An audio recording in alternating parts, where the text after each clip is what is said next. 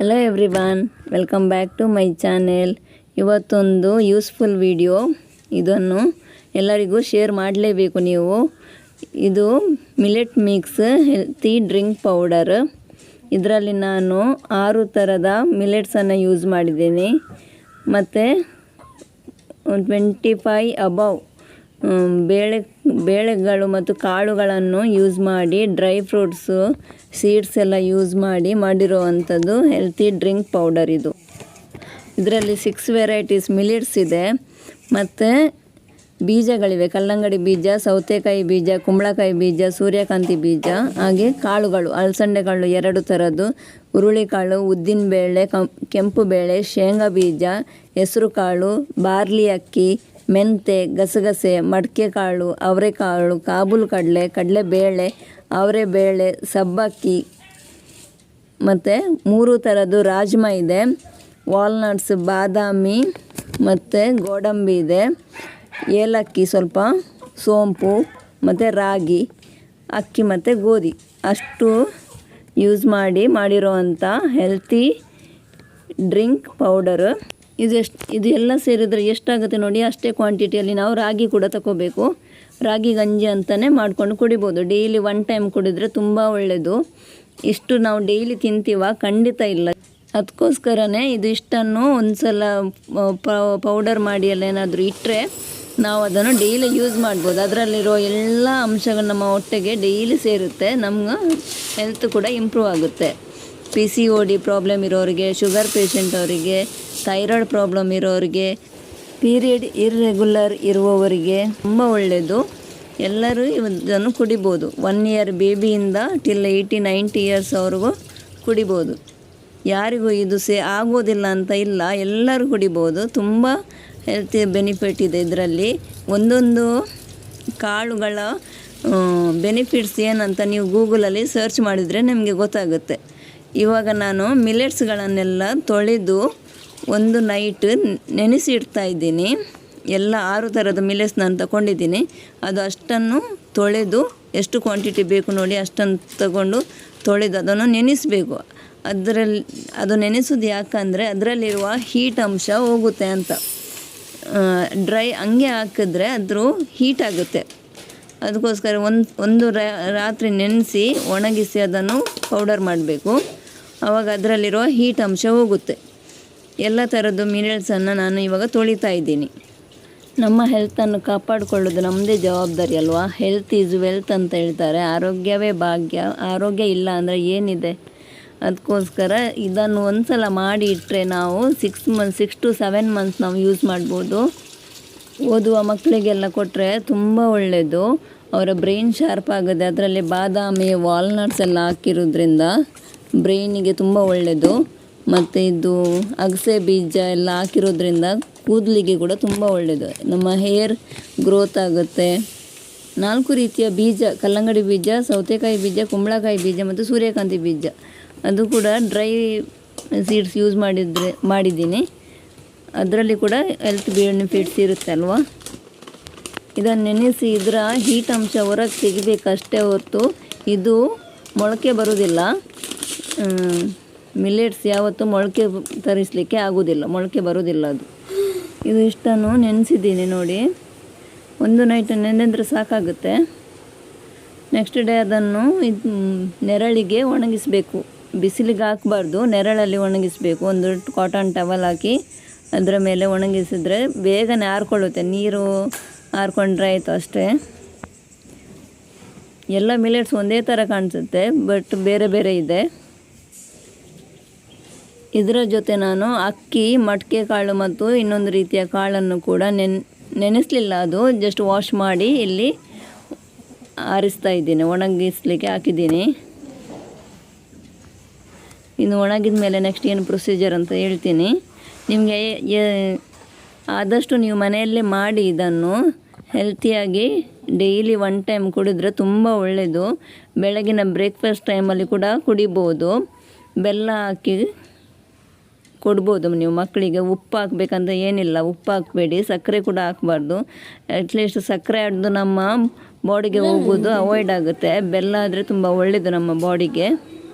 ಸಕ್ಕರೆ ಬಾಡಿಗೆ ಹೋಗೋದು ಅವಾಯ್ಡ್ ಆಗುತ್ತೆ. ಟೀ ಕಾಫಿ ಕುಡಿಯೋದ್ರ ಬದಲು ಇದನ್ನು ಕುಡಿದರೆ ತುಂಬ ಒಳ್ಳೆಯದು. ಇದನ್ನು ನೋಡಿ ನಾನು ಒಂದೊಂದೇ ಕಾಳುಗಳನ್ನು ಮೀಡಿಯಮ್ ಫ್ಲೇಮಲ್ಲಿ ಹುರಿಬೇಕು. ನೆಕ್ಸ್ಟ್ ಇದನ್ನೆಲ್ಲವನ್ನು ಹುರಿಬೇಕು. ಇದೇ ಮೇಯ್ನ್ ಇರೋದು. ಎಲ್ಲ ಕಾಳುಗಳನ್ನು ಸಹ ಹುರಿಬೇಕು ನಾವು. ಕೆಂಪು ಬಣ್ಣಕ್ಕೆ ಟರ್ನ್ ಆದರೆ ಸಾಕು, ಜಾಸ್ತಿ ಹುರಿಬಾರ್ದು, ಅದು ಮತ್ತು ಕಹಿ ಆಗುತ್ತೆ. ಕೆಂಪು ಬಣ್ಣಕ್ಕೆ ಆಗುವಷ್ಟು ನಾವು ಹುರಿಬೇಕು ಎಲ್ಲವನ್ನು. ಇದೇ ಜಾಸ್ತಿ ಟೈಮ್ ತಗೊಳ್ಳುತ್ತೆ. ಅಂದರೆ ಪೇಷನ್ಸಿಂದ ಮಾಡಿದರೆ ಒಂದು ಸಲ ಮಾಡಿ ಇಟ್ಟರೆ ನಮಗೆ 5 to 6 months ತನಕ ಯೂಸ್ ಮಾಡ್ಬೋದು.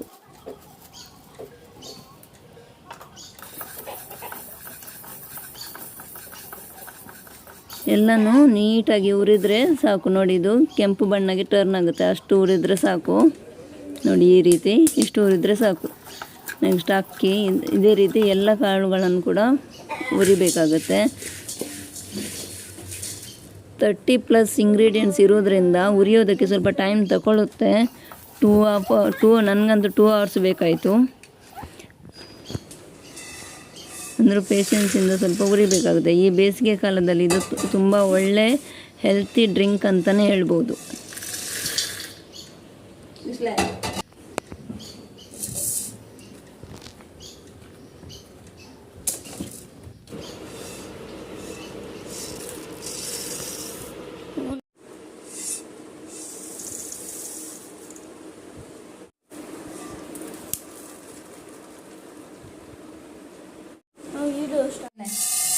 ನೋಡಿ ಇದು ಅಗಸೆ ಬೀಜ, ಇದು ಸ್ವಲ್ಪ ನಾನು ಜಾಸ್ತಿನೇ ಹಾಕಿದ್ದೀನಿ. ಇದು ತುಂಬ ಒಳ್ಳೆಯದು ಕೂದಲಿಗೆ, ನಮ್ಮ ಹೇರ್ ಗ್ರೋತು ಒಳ್ಳೆ ರೀತಿಯಲ್ಲಿ ಆಗುತ್ತೆ. ಇದು ಸ್ವಲ್ಪ ನಾನು ಜಾಸ್ತಿ ಹಾಕಿದ್ದೀನಿ. ಇದು ಚಟಪಟ ಅಂತ ಸೌಂಡ್ ಬರುತ್ತೆ, ಅಷ್ಟು ತನಕ ಹುರಿಬೇಕು. ನೋಡಿ ಈಗ ಕೇಳಿಸ್ತೀನಿ ನಿಮಗೆ.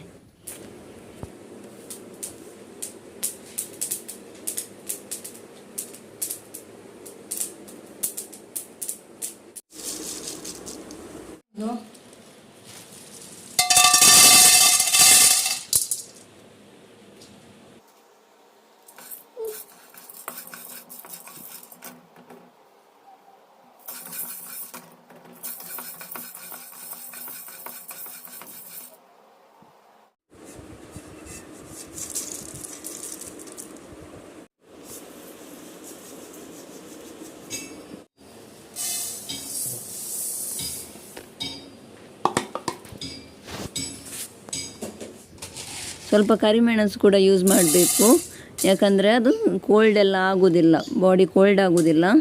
ಮತ್ತು ಇಷ್ಟು ಕ್ವಾಂಟಿಟಿಗೆ ಒಂದು 3ರಿಂದ 4 ಏಲಕ್ಕಿ ಹಾಕಿದರೆ ಸಾಕು. ಜಾಸ್ತಿ ಹಾಕಬಾರ್ದು, ಅದು ಅದೇ ಸ್ಮೆಲ್ ಹೊಡೆಯುತ್ತೆ. 3ರಿಂದ 4 ಏಲಕ್ಕಿ ಹಾಕಿದರೆ ಸಾಕಾಗುತ್ತೆ. ಮತ್ತು ಅಷ್ಟೇ ಕ್ವಾಂಟಿಟಿಯಲ್ಲಿ ರಾಗಿ ಕೂಡ ತಗೋಬೇಕು. ಇದನ್ನು ಕೂಡ ನೀಟಾಗಿ ಹುರಿದು ಇವಾಗೆಲ್ಲವನ್ನು ಮಿಕ್ಸ್ ಮಾಡ್ತೀನಿ. ನೋಡಿ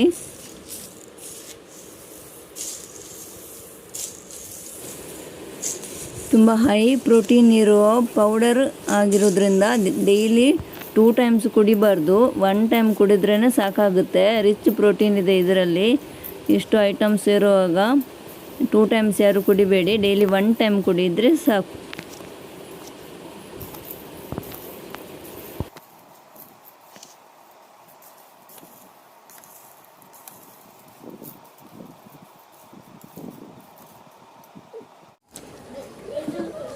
ಅದು ಪಾತ್ರೆಯಲ್ಲಿ ಬೇಗ ಆರುವುದಿಲ್ಲ ಅಂತ ಅನ್ನಿಸ್ತು ನನಗೆ, ಅದಕ್ಕೋಸ್ಕರ ನಾನು ಇವಾಗ ಬಿಡಿಸಿ ಹಾಕಿದ್ದೀನಿ. ಕಾಟನ್ ಟವಲ್ ಮೇಲೆ ಬಿಡಿಸಿ ಹಾಕಿದರೆ ಬೇಗ ಆರುತ್ತೆ. ಜಾಸ್ತಿ ಫ್ರೈ ಮಾಡಿದ್ದನ್ನು ನಾವು ಬೇಗ ಆರಿಸ್ಬೇಕು, ಇಲ್ಲಾಂದರೆ ಅದು ಅಂಟಾದರೆ ಕಷ್ಟ. ಇಷ್ಟು ಕ್ವಾಂಟಿಟಿಯಲ್ಲಿ ಮಾಡ್ತೀವಿ ಅಂದಮೇಲೆ ಅದನ್ನು ನಾವು ನೀಟಾಗಿ ಮಾಡಬೇಕಾಗುತ್ತೆ ಆ್ಯಂಡ್ ಕೇರ್ಫುಲ್ಲಲ್ಲಿ ಕೂಡ ಮಾಡಬೇಕಾಗುತ್ತೆ, ಇಲ್ಲಾಂದರೆ ಅಷ್ಟು ಪೌಡರ್ ವೇಸ್ಟ್ ಆಗ್ಬೋದು. ಎಲ್ಲರೂ ಮನೆಯಲ್ಲಿ ಮಾಡ್ಕೊಳ್ಳಿ ಅಂತ ನಾನು ಹೇಳೋದು. ಇನ್ ಕೇಸ್ ಯಾರಿಗಾದರೂ ಮಾಡಲಿಕ್ಕೆ ಆಗೋದಿಲ್ಲ ಅಂದರೆ ಡಿಸ್ಪ್ಲೇಯಲ್ಲಿ ನಂಬರ್ ಹೋಗ್ತಾ ಇರುತ್ತೆ, ಆ ನಂಬರಿಗೆ ನೀವು ಕಾಂಟ್ಯಾಕ್ಟ್ ಮಾಡ್ಬೋದು. ಯಾರು ತುಂಬ ವೀಕ್ ಇರ್ತಾರೆ ಅವರಿಗೆ ವೆಯ್ಟ್ ಗೇನ್ ಮಾಡಲಿಕ್ಕೆ ತುಂಬ ಹೆಲ್ಪ್ ಮಾಡುತ್ತೆ ಇದು ರಾಗಿ ಗಂಜಿ. ಅಂದರೆ ವೆಯ್ಟ್ ಜಾಸ್ತಿ ಇರೋರು ಜಾಸ್ತಿ ವೆಯ್ಟ್ ಆಗ್ತಾರಂತ ಅಂದ್ಕೋಬೇಡಿ. ಬೆಳಗಿನ ಬ್ರೇಕ್ಫಾಸ್ಟ್ ಸ್ಕಿಪ್ ಮಾಡಿ ಇದನ್ನು ಕುಡಿದರೆ ಕೂಡ ವೆಯ್ಟ್ ಕಂಟ್ರೋಲಲ್ಲಿ ಇರುತ್ತೆ, ಏನು ದಪ್ಪ ಏನು ಜಾಸ್ತಿ ಆಗಲ್ಲ ಯಾರು ಕೂಡ. ನೋಡಿ ಇಷ್ಟು ಪೌಡರ್ ಸಿಕ್ತು ನನಗೆ. ಇದನ್ನು ನಾನು ಇವಾಗ ಯಾವ ರೀತಿ ಮಾಡೋದಂತ ತೋರಿಸ್ಕೊಡ್ತಾ ಇದ್ದೀನಿ. ಒಂದು ಪಾತ್ರೆಗೆ ಹಾಲು ಹಾಕಿ ಕಾಯಿಸಿ, ನೆಕ್ಸ್ಟ್ ಇನ್ನೊಂದು ಸಪ್ರೇಟಾಗಿ ಒಂದು ಕಪ್ಪಲ್ಲಿ ನೀರಿಗೆ ನಿಮಗೆ ಎಷ್ಟು ಬೇಕು ನೋಡಿ ಅಷ್ಟು ನೀರಿಗೆ ಈ ರೀತಿ 2 ಸ್ಪೂನ್ ಅಥವಾ 2.5 ಸ್ಪೂನ್, ಇಬ್ಬರಿಗೆ ಆದರೆ 2 ಸ್ಪೂನ್ಸ್ ಸಾಕಾಗುತ್ತೆ ಅಷ್ಟು ಹಾಕಿ ಮಿಕ್ಸ್ ಮಾಡಬೇಕು. ಸಪ್ರೇಟಾಗಿ ಇಡಬೇಕು.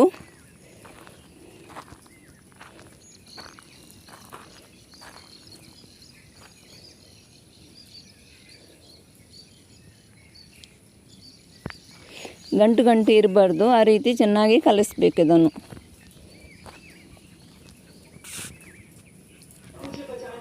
ನೆಕ್ಸ್ಟ್ ಇವಾಗ ಹಾಲು ಕುದೀತಾ ಇದೆ, ಅದಕ್ಕೇ ಅದನ್ನು ಹಾಕಿ ಪೌಡರ್ ನಾವು ಮಿಕ್ಸ್ ಮಾಡಿದ್ವಲ್ಲ ಅದನ್ನು ಹಾಕಿ ಮಿಕ್ಸ್ ಮಾಡ್ತಾ ಇರಬೇಕಾಗುತ್ತೆ, ಇಲ್ಲಾಂದರೆ ಗಂಟಾಗುತ್ತೆ. ಅದು ಕುದಿ ಬರಲಿಕ್ಕೆ ಸ್ಟಾರ್ಟ್ ಆಗೋ ತನಕ ಮಿಕ್ಸ್ ಮಾಡಬೇಕು. ಕುದಿ ಬಂದ ಮೇಲೆ ಒಂದು 2 ಮಿನಿಟ್ಸ್ ಹಾಗೇ ಬಿಟ್ಟರೆ ಆಯಿತು. ಆವಾಗ ಮಿಕ್ಸ್ ಮಾಡ್ತಾ ಇರಬೇಕಂತ ಏನಿಲ್ಲ, ಅವಾಗ ಗಂಟಾಗಲ್ಲ, ಕುದೀತಾ ಇರುತ್ತೆ. ಇಷ್ಟು ಸಿಕ್ತು ನನಗೆ ಪೌಡರ್ ನೋಡಿ. ಅರೋಮಾ ತುಂಬ ಚೆನ್ನಾಗಿದೆ. ಎಲ್ಲರೂ ಮನೆಯಲ್ಲಿ ಮಾಡಿ ಕುಡೀರಿ, ಹೆಲ್ತಿಯಾಗಿರಿ ಅಂತ ನಾನು ಹೇಳೋದು. ಇವನ್ ನನ್ನ ಮಗ ಕುಡಿತಾ ಇದ್ದಾನೆ ನೋಡಿ, ಇವನ ರಿಯಾಕ್ಷನ್ ಹೇಗಿದೆ ಅಂತ.